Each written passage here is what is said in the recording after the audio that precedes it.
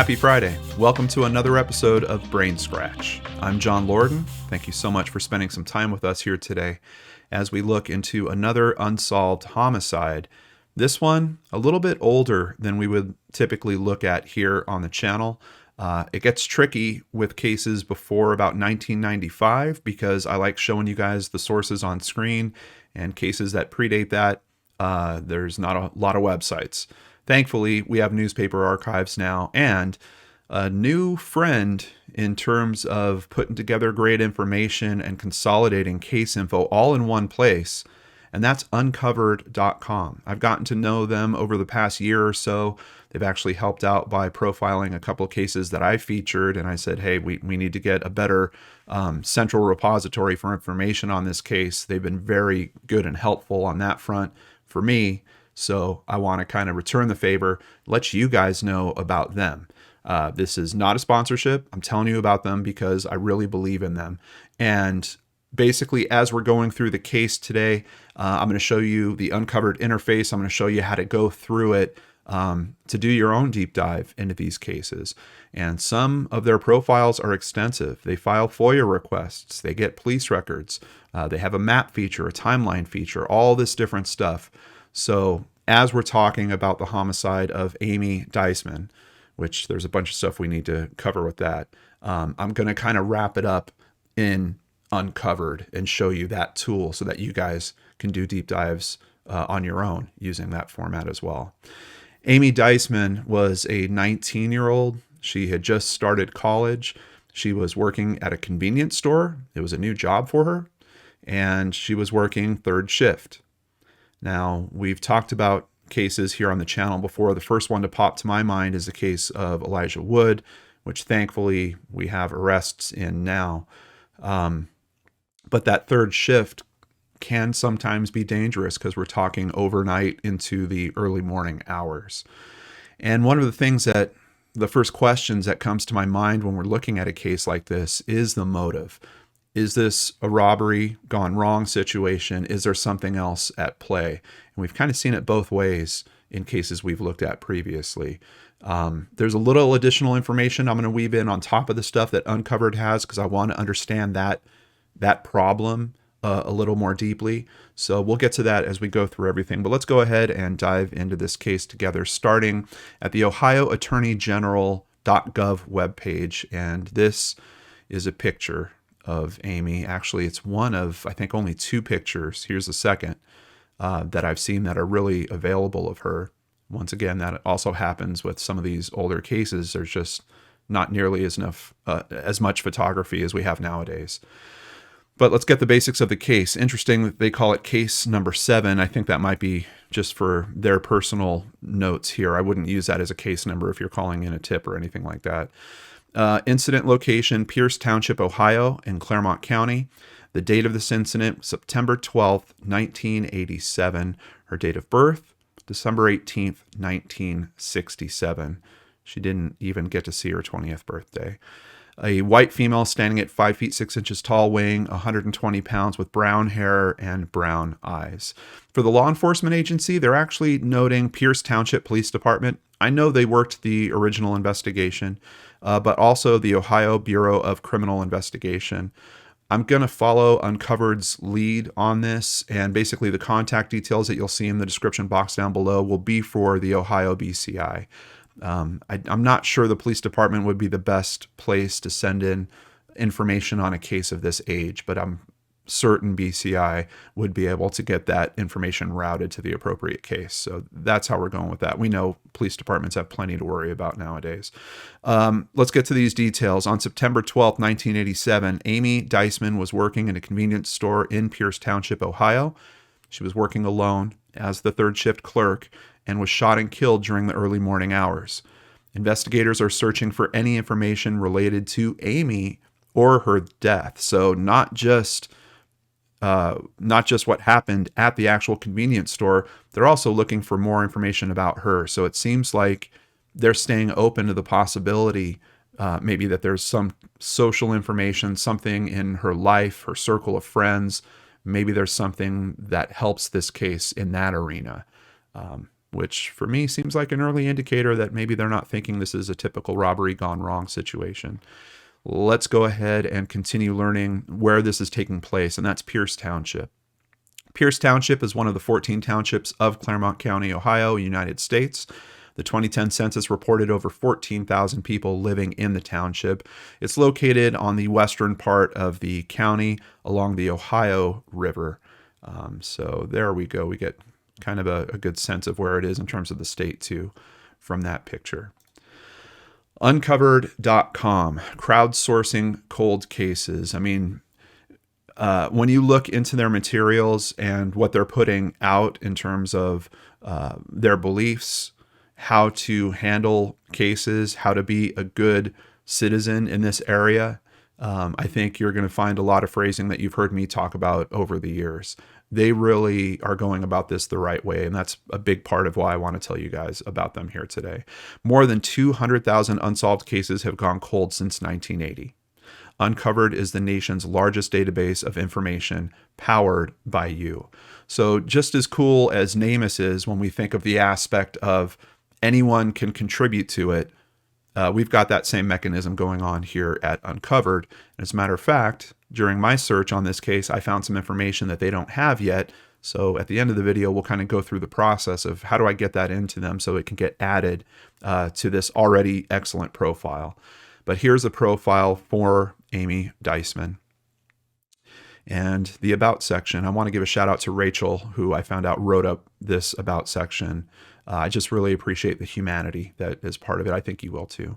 September 12th, 1987 was a typical fall day in Southwest Ohio. A few weeks after the official end of summer, it was the type of day that you learn to layer for in Ohio. Mornings in the 20s require some bundling up, with afternoons in the mid-50s. The day was a bit dreary, with off and on rain in the region. Amy Diesman lived in a quiet rural town about 20 minutes east of Cincinnati, Ohio. New Richmond, nestled along the Ohio River, boasts spectacular views and great scenery. It's the quiet, small town that you think of in the Midwest, where everyone knows and looks after each other. A safe place to raise your children. Amy was a child of the 80s. Though pictures of her do not boast the teased and feathered hair so common in this era. 1987 saw big hits like Dirty Dancing and Fatal Attraction. I wonder if Amy read Teen Beat like so many of us did back then. Cheers, The Golden Girls, and Growing Pains were popular TV shows. Cell phones had just debuted, but were still out of reach for most people. President Reagan gave his famous "Tear Down This Wall" speech earlier in the summer. Amy was on the cusp of adulthood. She had graduated from New Richmond High School the previous spring. By all accounts, she was very involved in her high school, both academically and athletically. Her coach is quoted as saying, "Everything high school offered, she took advantage of it. I always admired her for that. Kids like that don't come along very often." Amy's life after graduation continued to be a whirlwind of activity. She gave birth to her daughter, Sally Ann, over the summer. She was also attending Northern Kentucky University, a short jaunt across the river. Amy had just started a new job recently at Merwin Stop and Go, a local convenience store located at Merwin 10 Mile and Ohio 125. Now, right from the bat, you're probably seeing these three tabs we have at the top. The overview, which we leaned into and has a lot more to it. We'll get to some of the other pieces of that later in the video. Timeline and sources. Let's get to the next one, timeline, and take a look at that. We can see here for the timeline, really easy to read. They've got the sources of information for that particular point noted right below it. So if you see something in the timeline and you're like, where did that information come from? First of all, you'll see that usually the information has been repeated in several sources, but you can go through them right here. Just click on these links and it'll actually open those sources up. Let's take a look here. So September 12th, 1987, 5:28 a.m. is the last sale on the register receipt tape at Stop and Go. It's her fourth day of work and only her second night shift. She was shot in the head while she worked alone. Also here on the right, you'll see that they've got a map with pinpoints marked in it. If you click on the location here, like Stop and Go, it'll actually highlight that location in red. So if you look for these kind of pinpoints as you're going through the timeline, click on one and it'll show you what location that is. On to the second item in the timeline. They do say Amy was shot by a .25 caliber automatic gun. They indicate that she was not sexually assaulted. No weapon was found, although she was believed to have been killed by a .25 caliber automatic handgun. Also on September 12th, 911 gets called. The police were called at 5:38 by a customer who had entered the store and, not finding a clerk, leaned forward on the counter and found her. So we see there's a pretty tight time frame here.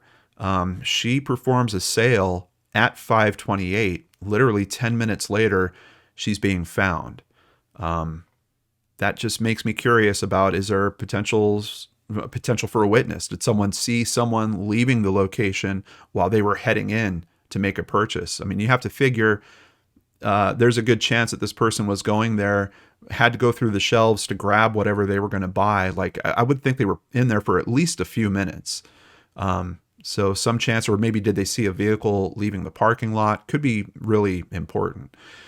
On September 16th, Amy is laid to rest, and they do have a mark here of the Laurel Cemetery. You can see it come up on the map down here. She's buried in Laurel Cemetery in New Richmond.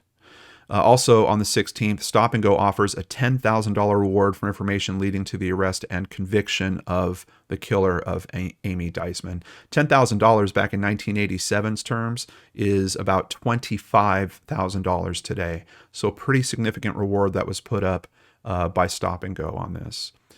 It's next in the timeline, we see in 1989, a search warrant is executed at Scott Lee Austin's home. So we've certainly got a person of interest. And then February of 93, we get a note that Claremont County prosecutor says Scott Lee Austin has been a suspect for some time. Who is this person? Is there any more information we can learn about that? Let's go ahead and continue on here. So this is the sources tab. And as you can see, they do a great job pulling together sources. They literally have notes on her from her tennis results, where her name would appear in the paper several times before this actual incident, through the incident, and then all the way to really the last of the sources, which is a website posting in 2017, I believe, about this case. So just very, very well done. They're also great about actually clipping it over at newspapers.com, so it saves it almost as its own little web page here, which is helpful for me because I get to highlight the text down here that the program actually scans and reads out of the article. A 19-year-old New Richmond woman was shot and killed early Saturday at a Pierce Township convenience store where she worked as a clerk. Amy M. Diesman was found dead behind a counter at the Merwin Stop and Go by a customer at about 5:30 a.m. Pierce Township Patrolman Briggs Hall said Diesman had been shot with a small caliber gun. We do not know if it was a robbery attempt. The investigation is ongoing. Police do not have any suspects, Hall said. Diesman was a graduate of New Richmond High School. And also, I think we should thank, that's the Cincinnati Enquirer that wrote about that. They've actually written a few articles on this. Slaying of clerk rattles small town. This one from September 14th, 1987. Tides of emotion are rocking the small community of New Richmond, Ohio after Saturday's shooting death of a college student and mother who in 1986 was a National Honor Society member and athletic star. Quote, "The last sale we have on the register tape was 5:28 a.m., said Pierce Township Police Chief James Brunk, who is leading the investigation. That probably gives you a sign that it might be a smaller, and we're talking a town of about 15,000, so probably smaller police department if you have the police chief leading the actual investigation. We were called at 5:38 a.m. by a customer who had entered the store and, not finding a clerk, leaned forward on the counter and found her. Before the police arrived, 2 other customers had stopped by the store at a busy intersection in Withamsville. I don't know that they would be as helpful because it sounds like these are 2 customers between the phone call that happened and the police on their way. Like 2 more customers show up. So I don't think those would be strong witnesses necessarily. Brunk declined to say what made this incident unusual, but he did say, quote, "We don't know. Normally you would expect there to be a robbery and that's it," he said. So kind of sounds like, based on that quote, that, I mean, he's not confirming there wasn't a robbery. We're hearing that they won't say that there was a robbery. And then we're getting this quote that makes it sound to me like he's saying, yeah, normally you would expect there to be a robbery and that's it. I guess he could be talking about the fact that someone would come in, ask for the money, be handed the money, and not kill the clerk and then just leave. But I don't know. Maybe he's alluding to something else. He did say Diesman was apparently not sexually assaulted and no weapon was found. We're not disregarding anything. We don't have all the answers. We have a different quote here from someone that actually knew Amy. There's a killer walking around. I don't know why he killed Amy, said Deborah Fisher Berberick, former student body president at New Richmond High School, who graduated 2 years ahead of Diesman. Fisher Berberick said she met Diesman through student government activities. She was always eager to work on things. She would always be head of a committee or something. Former high school principal Larry Graves remembers the affectionate Diesman as a quiet leader. Quote, she always did what was right, not the kind of person that would ever get herself into difficulty. That's what's puzzling about this. Graves remembers Diesman's high school career as one marked with academic and athletic successes, counting the National Honor Society, tennis, basketball, and track teams among her passions. She had some obstacles to overcome, but in school, she was a model student, he said. I don't know what obstacles he's referring to. We do know she has a child in the summer, so maybe her senior year, they find out that she's pregnant. I don't know if that impacts her her athletic activities, something along those lines. Maybe there's something else at play. I'm just trying to put together what I can tell you guys based on the information we have. Diesman was attending Northern Kentucky University on a scholarship and had a daughter, Sally Ann Austin. Name sound familiar? It should, because in the timeline, we ran into someone's house being searched in 1989, search warrant executed at Scott Lee Austin's home. Sounds like it's her baby's daddy that has a search warrant executed. It also notes here that her daughter is only a few months old. Sounds like, her daughter basically didn't get to know her mother at all. And at this point, I would think her daughter is in her early 30s or something like that. You just wonder what type of impact that has on a person's life, and not having that person to turn to, and especially with this other consideration, her father is a person of interest in this case at some point as well. Stop and Go employees said Diesman was killed during her second night alone and only her fourth night on the job. An obituary is printed on September 14th from the Cincinnati Enquirer, and it just one note I wanted to pull out of this. She was a very affectionate person, said Miss Diesman's New Richmond track coach, Kelly McConnell. After she ran, she always came up and put her arm around me and asked, "How did I do?" Of course, she always did great. On September 15th, the News Messenger in Fremont, Ohio, releases this article, Clues Sought in Store Shooting.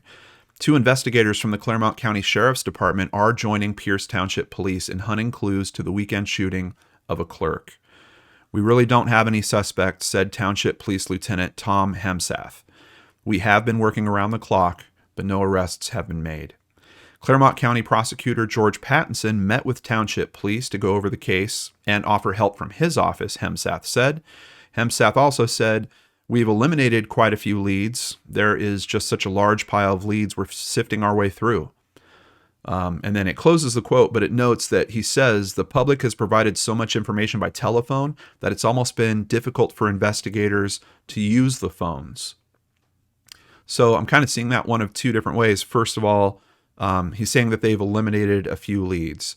Them running a search warrant at her boyfriend's house, is that one of the leads that actually gets eliminated in this? Maybe not, based on some information we're going to see here. But it's interesting that they're also dealing with so many tips and leads coming their way that they're having trouble using their phones. That makes it sound like, of course, back then, you would have busy signals. So if they were trying to call out, or so many people were calling in, they didn't even have a chance to call out. That gives you some idea about there's a regular churn of information that's happening around this. And if it is just purely someone that doesn't know her, a robbery, this person picks that random store, sees there's one clerk working in there, decides that they're going to go hold it up, something goes wrong, it turns into a murder scene. How many tips are you going to have around that? I'm not seeing any mention of cameras, which, 1987, I don't know that many convenience stores would have cameras. If they did, the quality probably wasn't great. You might have, one that's up in the corner kind of capturing the whole store or something like that. But I'm not finding any mention of that at all. Just a small clip here.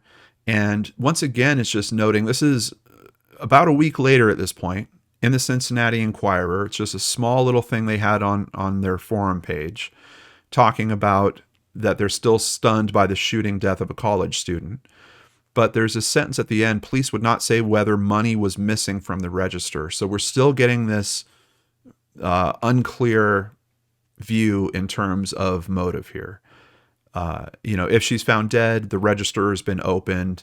It's obvious that money has been taken. We know that robbery could have been a motive, and this could be an extremely difficult case to close. I mean, here we are looking at it over 30 years later, so we know it's a difficult case anyway. And that's about the extent of the information around the actual time of the crime. Police are basically asking for help. They're not being clear if robbery is a motive or not. Nothing real strong in terms of persons of interest, just that they're dealing with a bunch of leads and trying to process those and closing out some avenues of investigation. But this conversation does continue a number of years later. In April of 1992, the Cincinnati Enquirer releases this article, Store Clerks' Work Among Most Risky. And this does have a mention of Amy's case in particular. They're often alone, working late hours behind a counter and a cash register with a phone, an alarm button, and a security camera as their only protection. A 1991 study by the National Institute for Occupational Safety and Health rates the convenience store clerk's job as one of the most dangerous in the nation, second only to driving a cab. An independent study completed last year by the National Association of Convenience Stores in Alexandria, Virginia, showed about 50 of 77 homicides in convenience stores nationwide in 1989 and 1990 occurred during a robbery. While that stat is significant, 50 out of 77, it's also leaving room for something else happening. You've got 27 of those cases that aren't a robbery. Kind of curious what other categories would fit into that. Jeff Howard, district manager of advertising and public relations for Super America, said the third shift, traditionally from 11 p.m. to dawn, is risky for workers because crime tends to occur at night. And then it goes on to note robberies in recent years that have gained attention.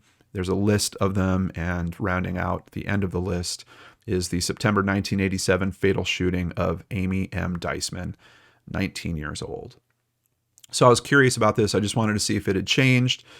Just ran a search, found a little more current information about this. This is an article from 2000. I see a lot of talk about it, like on forums and stuff, that's current, but I was looking for just kind of publications talking about this. But here at the Daily Press, convenience store clerks are constantly approached by perfect strangers. They're surrounded by thousands of dollars worth of goods. Beer fills the coolers, cigarettes jam the shelves, but a robber's most tempting lure is the locked cash register. Although less than $50 is taken in half of all store robberies. I just want to let that sink in for a second. All these occurrences we're talking about that sometimes lead to a life being taken, and less than $50 is taken in half of all store robberies. Thieves with a desire for quick money target convenience stores every day. Citing numerous national studies, the National Association of Convenience Stores says robbers carefully choose stores that only have one clerk. We know that certainly fits with Amy's case. No customers, We haven't heard of any witnesses to this, so I would assume that also fits with Amy's case. And the opportunity for an easy getaway and lots of cash on hand. The description of where this is taking place sounds like it is near highways, so it certainly seems to match that as well. Let's get back to the timelines. They've got this great map function. You can full screen. We can zoom in on this particular area. And in terms of a getaway, yeah, you've got a significant road here and basically a highway, the 125 Ohio Pike. They could have been gone and on the road and, miles away within a matter of minutes. So that certainly makes sense. Lots of cash on hand. I don't know. We don't know how that store was doing, how busy it would have been. But also keep in mind, half these robberies are leaving with less than $50 anyway. And I'm not 100% sure that we're even talking about a robbery situation, because police aren't just coming out and saying that. In the previous cases that we've talked about here on the channel, when that seems to be the motive, it seems to come out pretty easily. Even if it's kind of hard to believe, like in the Elijah Wood case, it was kind of like, we had footage there. Like I could watch this guy come in. I'm like, it doesn't seem like a robbery. It seems like he's coming in to do that, and then he leaves. Now we know it was a robbery gone wrong situation. Now this event does spark some other conversation, which quite honestly, I probably wouldn't have even shared with you guys, but this leads to something kind of important. There is a opinion piece that is put out by a writer also in the Cincinnati Enquirer. This one from September 20th, 1987. So we're kind of rolling the clock back a little bit. We're looking at about just a week after this happened. And this, keep in mind, this is an opinion piece. The article, Slaying of Clerk Rattles Small Town, which is a source that we've actually looked at a couple pages back, should have been subtitled Greed. Greed of carry-out store owners, large grocery store chains, etc., which stay open all night in quest of the almighty dollar. Although the facts have not been fully disclosed, greed will surely play a part in Amy Diesman's death. I would like to see the register receipts for the stop and go, and ask the stop and go president if they total enough to carry Miss Diesman's baby daughter through her life without her mother. There is no amount of register receipts that can equal this young woman's life. I have never been in an all-night grocery, nor do I patronize them during the day. I always figured if I didn't need it before 9 p.m., I could do without it until after 6 a.m., when the sane world wakes up. Maybe if a few of these greedy places would close, lives such as Miss Diesman's would be spared. Written by C.J. Reinhardt. And I don't know if that's his home address, but back then, I mean, obviously what we can see from here is trolling still existed before the internet. But you would get letters at your house, I guess, people responding to you. I mean, obviously this guy's upset. Hey, look, it's a terrible occurrence. I get the emotional reaction to that. There's a lot of judgment in here about who is up at night. And someone writes a response to him. It comes in 10 days later in the paper. In response to C.J. Reinhardt's letter, I don't think he was being fair to Stop and Go or its employees. As a third shift Stop and Go worker myself, I can name other reasons for 24-hour stores than greed. For people who get off work late, we're open for a quick bite to eat. We offer low-priced cigarettes. They give night people like me a job when no other can be found. If, in fact, the killing was domestic as suspected, then it was not Stop and Go at fault. I wish there was more detail about this statement. I don't know where this statement is coming from based on the articles that we're finding. At this point, there's no information to really point to this being domestic. I'm not seeing any comments from police to say that this is a domestic issue up until this point. So I'm very, very curious. Is this just the word around town? I don't know. I also resent my late night customers being indirectly labeled insane simply because they don't wake up at 6 a.m. like C.J. Reinhardt. Another thing, there was another response to this one.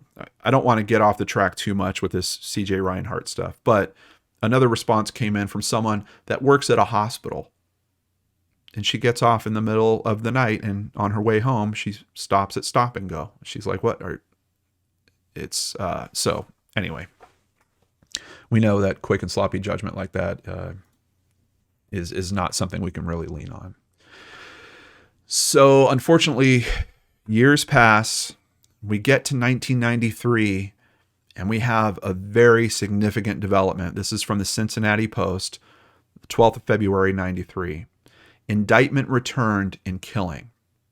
A Claremont County grand jury indicted Scott Lee Austin in the 1987 aggravated murder of his girlfriend, Amy Diesman.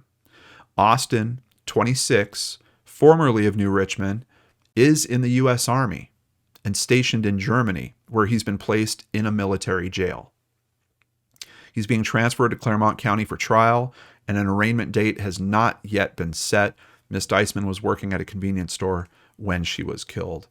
So once again, I think this is just supporting the fact that we're not talking about a robbery situation here. I think that's why police came out or wouldn't come out and say, yes, this was a robbery. We saw that the till was open. There was money missing.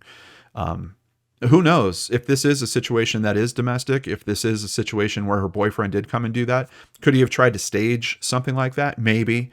And maybe there was aspects of the staging that didn't make sense, and that's why police weren't going to comment to it. Like, there's all kinds of different possibilities around that. But in terms of major developments for this case, this is the one. Unfortunately, something happens and things change a matter of months later. Dismissal of charge. This is written in the Cincinnati Enquirer on August 26, 1993. Claremont County Prosecutor Donald White has filed a motion to dismiss an aggravated murder charge against Scott Lee Austin in the 1987 death of his girlfriend, Amy Diesman. Why you would go this far, actually take it to a grand jury. The grand jury indicts him, said, yes, this should be tried. This needs to be heard. And then later, the county prosecutor is basically saying, no, I'm putting in a motion. We're just going to dismiss this. What happened? Something pretty significant. White said a witness in the case has become unavailable. He would not say who the witness was. Quote, our information is she's no longer in the area, White said. So we know it's a female. Is this potentially like the situation I was talking about, the next person to come into the shop? Did they see someone leaving? Could they have, picked this guy out of a lineup and said, no, that's the guy I saw leaving the store before I went in there, tried to do my shopping, and then went up to the front and saw that this poor woman had been shot? I don't know. Or is it some other form of witness? Is it someone that has some information maybe about seeing him show up somewhere, seeing how he was acting the following day? I don't know. I'm also curious about this phrasing of our information is she's no longer in the area. Does he mean that she's not around anymore? Did she pass away? Did she just move out of the area? Admittedly, in 1993, someone kind of moving to another state or something like that, it wouldn't, for law enforcement, could you track them down? I would think so. I would think that would be a reasonable thing that could happen. And especially for a case like this, would they put some effort into that? I would think so. So I'm kind of curious about, I don't know, maybe she was older, maybe she had passed away. Something along those lines seems to be at play with this. And especially looking at it now, because we're so many years away from this now. And we've had the advent of the internet. Whoever this person is, how hard would it be to find them in 2022? Everyone pretty much has some form of digital footprint. So I have to believe that there's something else, that this person possibly isn't around at this point. Diesman was the mother of a child fathered by Austin. Another question is, did the little girl, I would assume that she was raised by her father or her father's family. He's in the Army, obviously. I don't know.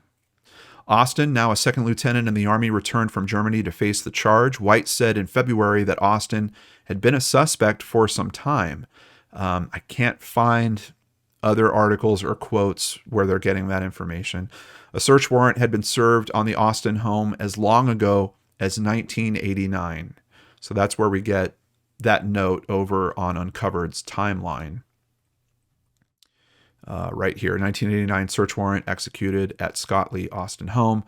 Further down on the timeline, they do have Claremont County prosecutor says Scott Lee Austin has been a suspect for some time. And then August is when they have this motion to dismiss filed. And nothing after that. That's the end of the timeline here. White said Austin's trial had been set for October 4th. This thing was in motion, guys. Like this, it was lined. It was booked. It was going to happen. And then the witness just disappears. I don't know. He said he didn't know what his office's next step would be if the missing witness is found. I don't know. Why would you have this all lined up and you're actually pressing on with this and the witness disappears and then you say, well, even if they show back up, I don't know what we're going to do. It really sounds to me like there's a chance that the person might have passed away that they were leaning on. What they must have had some major piece. Like the only thing I can imagine is that they literally saw this guy, leaving the store, something along those lines, something significant. It's really a shame. I mean, it's like the wheels of justice started turning and then all of a sudden, like one of the wheels came off and that's it. That's it for this case. There are no further updates. I really can't find information on Scott Lee Austin, like in terms of digital footprint. There's nothing. There's nothing for this guy. There was one more little tap in terms of this case in March of 2017 over at ClaremontSun.com. They're talking about Ohio's unsolved homicides. They do have a listing here for Amy's case. Her murder remains unsolved. Surviving family members and law enforcement still want her killer brought to justice. And who would those family members be? Let's talk about the next feature on the Uncovered main page here. So we read from the About section, the information, basically the same information that we laid out from the attorney's OhioAttorneyGeneral.gov website. What's left to be uncovered? This is great because they're trying to prompt next steps. If you guys have a tip, here's a submit a tip feature. You click on that, takes you right to a page where you can submit the tip, phone number, email address, all in one place. Learn about other Ohio unsolved homicides. Click on that, takes you to their unsolved page with all the other cases listed. Share this poster. It's a way to share a link for this. Share her story. That will open up Twitter. It'll write the whole thing for you. You just click tweet and it's off and running. Like you can see, they're really trying to make being an active participant in these cases as easy as possible. They compile all the information. They tell you what the next steps that you can take are right here. But down here, important people. So her father, Tom, I believe has since passed away. Sally Ann, her daughter, someone waiting for justice for this case. I would think so. Barbara, her mother, I believe she has also passed away. But she also had siblings, Thomas and Jamie Allen. And then, of course, in important people, they do have Scott Lee Austin listed as person with information or witness. So if you do come to Uncovered, do decide that you want to be part of this community, sign up for a free account. I know it kind of looks like when you're signing up, like you're going to get to that page that's like, they're going to charge me or something. There's a 100% free account, and that actually allows you access to a bunch of different services. Let me just bring it up real quick. They do have a paid option. Right now, I'm just on the free one. You get access to all of their information. You can participate in case discussions. They have a conversation back end, basically, almost kind of like a web sleuths type community. Ability to follow cases, notification of case updates, and Uncovered newsletter, which I got the first copy of today. I thought was really cool. But being able to follow cases is a major thing. So if this is something you dive into, you do all this research, and you're like, hey, I want to know when anything new comes up here, click. That's it. Now I'll be notified if there are any changes here. And one of those articles that we went over was one that actually I found, this one here. And they didn't have it yet. So I'm going to submit that, and you can see if we go back to their sources page, they've got this button right here, submit a source. Let's just do this together. I just want to see what this process is like. what's the name of the case, what additional sources should be added. Very, very straightforward. I'm just going to add the image to it, tell them who I am, and hit submit. And then they can go ahead and add that. Is there still hope for this case? I absolutely think so. How many cases have we seen solved that are 30, 40, 50 years old? Like we're in an era right now when it comes to DNA and genealogy and these types of solves. Things are happening that we never expected to be able to do. So I do think there's a chance here. We don't know what was collected forensically at the scene. I mean, they've told us there's no weapon, but is there other items that were collected from the scene that could be tested at some point for DNA? Could that lead to some discovery? Possibly. Is there still social information out there? If this is a domestic situation, social information could be a very big component of that. Is there people that remember seeing something off at this particular time? Is there another possibility? I think we got to stay open to all of it, but hope, I think, really needs to be kept alive for this, for those family members that have had this hole in their lives this whole time, including a little girl that just never got to know her mother. So if you have information, please call it in. Use the contact information that you'll find in the description box below, or go to the profile on Uncovered. I have that also in the description box down below.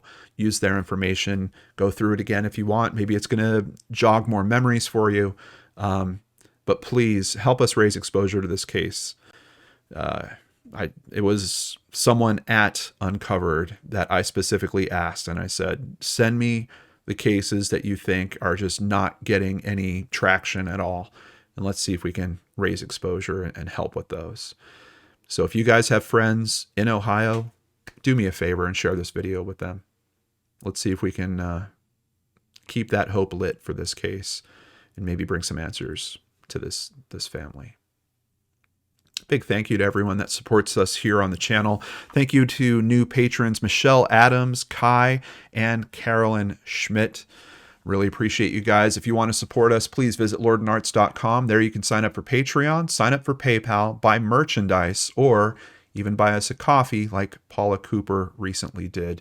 We really appreciate your support as we try to help on these cases that could very easily be forgotten about.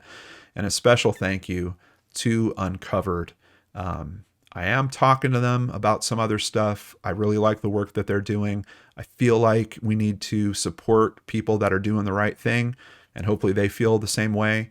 Who knows? Maybe you'll see some collaboration here on the channel with them again very, very soon. Take care, everyone. Have a nice weekend. Please join us on Monday for a brand new episode of Case Cracked right here on the Lord and Arts channel.